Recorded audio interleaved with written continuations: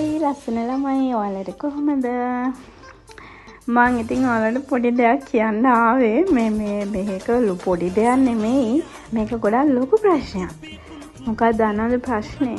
සමහර අය හිතන් ඉන්නවා මේ මම මේ තානවනේ බාරට අස් කරන වීඩියෝ ගෙවල් අස් කරනවා, බඩු අදිනවා, ළමයිගේ වැඩ කරනවා, එළිය යනවා, ඒ වගේ. ඉතින් හැමෝම හිතනවා මට හස්බන්ඩ් කෙනෙක් නැහැ කියලා වගේ එහෙම හිතනවා. එහෙම එකක් නෑ. හරිද? මට එහෙම කෙනෙක් ඉන්නවා. හරිද? මේ ඉන්නේ එයා. එයාගේ වීඩියෝ මම දාන්නේ නැහැ. අතරම දාන්න කැමති නැහැ. එයාත් කැමති නැහැ එයාගේ වීඩියෝ දානවට. එයා වීඩියෝ වලට වැඩිපුර දාන්න ගියොත් මට වෙන්නේ මේ වොයිස් කරන එක විතරක් නෙමෙයි. වීඩියෝ දාන එකත් නවත්තන්න. මොකද එයාගේ පාඩුවේ ඉන්න කෙනෙක් ළමයි. ඉතින් එයාගේ පාඩුවෙම ඉන්න ඕනා. එයා මේ වගේ දේවල් වල වැඩි කැමැත්තක් නෑ, අකමැතිත් නැහැ. එයා මං කැමති ඕන දෙයක් කරන්න මට නිදහස ඉඩ දීලා එයාගේ පාඩුවේ ඉන්න කෙනෙක්. මට හස්බන්ඩ් කෙනෙක් ඉන්නවා ඇත්තටම. එහෙම ඔයාලා හිතන්න එපා. හිතන් ඉන්නවනේ ඒක වැරදි. මේ මම මේ කරන හැම ලස්සන දෙයකම ඉතින් මහා හයියට ලොකු පර්වතයක් වගේ, ලොකු රෝස ගහක් වගේ එයා තමයි මේ හැම දෙයකම මේ මාව ලස්සනට, මගේ දරුවෝ ලස්සනට ඉන්න තේමාව යටතේ පිටිපස්සේ ඉන්නේ. ඉතින් එයා ඉස්සරහට එන්නේ නැහැ නේ. එහෙම එන කෙනෙක් නෙමෙයි ළමයි. ඒ හින්දා ඔයාලා ඒක පොඩ්ඩක් තේරුම් ගන්න බලන්න.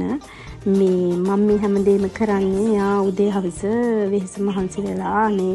එයා හම්බ කරන දේවල් වලින්, එයා හම්බ කරන නිසා තමයි අපි මෙහෙම සැපට සතුටට මේ හැමදේම භුක්ති විඳගෙන ඉන්නේ. ඉතින් ඒ හින්දා මම මේ ගෙවල් අස්පස් කෙරුවා, හස්බන්ඩ් වැඩ කරන්නේ නැද්ද එහෙම එකක් නෑ. ඇත්තටම මම කරනවට වඩා වැඩිපුර දෙයක් එයා කරන්නේ. මොකද මම ගෙදර මම හුවර්වත් කරන්නේ නෑ. මොකද හේතුව මේ කරන්නේ නැත්තේ මට කොන්දේ අමාරුවක් තියෙනවා. මට කොන්දේ කැක්කුම වෙනවා. මම සතියේ දවස් 3-4ක් ගෙවල් අස්පස් කරන් උස්ස කරන්න ගියාම මට කොන්දේ කැක්කුම ගොඩක් වැඩි වෙනවා. එයා කියන්නේ වැඩ කරනලා ඊට පස්සේ වැඩ කරන්න ගිහිල්ලා ළමයි බලා ගන්න එක හිර වෙනකොට එයාගේ ජොබ් එයාට කරගන්නත් බැරි වෙනවා. ඒ නිසා අනේ පුළුවන් දෙයක් කරගෙන බැරි වැඩ නොකර පාඩුවේ ඉන්න කියන එක තමයි නිතරම කියන්නේ. අනේ මේ හැමදේම මං ගෙවල් වලත් වැඩිපුර දේවල් වැඩ කරන්නේ නෑ. එයා තමයි එළිය වැඩත් කළා, ගෙදර වැඩ ඔක්කොම කරන්නේ. ඉතින් ඒව මට වීඩියෝ කර දාන්න බැහැනේ.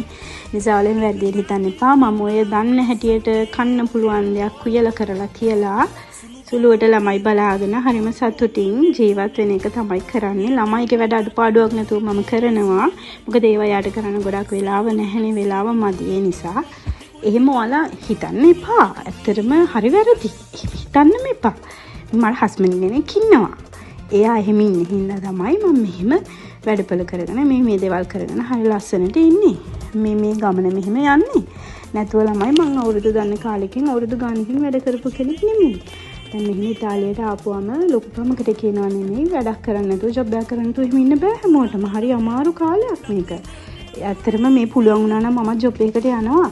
ඒ ජොබ් එකකට යනවට වඩා හැම වෙලේම මගේ හස්බන්ඩ් මට මතක් කරලා දීලා තියෙනවා ගොඩක් දේවල්. ඒ කාරණා එක්කලා ඇත්තට මං ගෙදර ඉන්න කීට වඩා හොඳයි කියලා එයා මට යෝජනා කරලා තියෙන්නේ. මොකද වැඩට යන්න කරන්න ගියාම මට එන ලෙඩ රෝග වගයක් එක්ක එකපාරම මේ හරි අමාරුයි අපිට මේ ගමන යන්න. මොකද මේ වැඩ කරනට වඩා වැඩි මුදලක් මගේ බෙහෙත් හේත් වලට යාඩ වැය කරන්න සිද්ධ වෙනවා.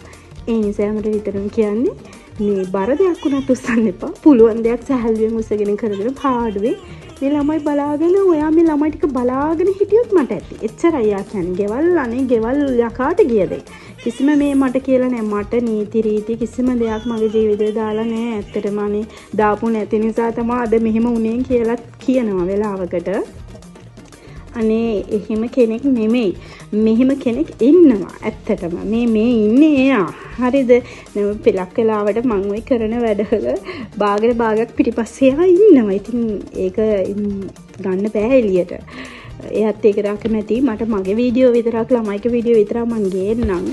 නිතරම එයාගේ වීඩියෝ ගේන්න බෑ. එහෙම කරන්න ගියොත් මට මගේ මේ channel එකත් කරගන්න හම්බෙන්නේ නෑ ළමයි. මොකද එයාට කරදර හිරියර කරන්න බෑ. එයාගේ පාඩුවේ ඉන්න නිසා. ඔයාලා මගෙන් එයාගේ වීඩියෝ ඉල්ලන්න එපා. ඒ නිසා මං ආයෙ ගේන්නේ නැහැ. එහෙනම් ලස්සන ළමයි අපි නැවත ලස්සන දවසක හමු වෙමු. බායි ඔක්කොටම අපි ගියා.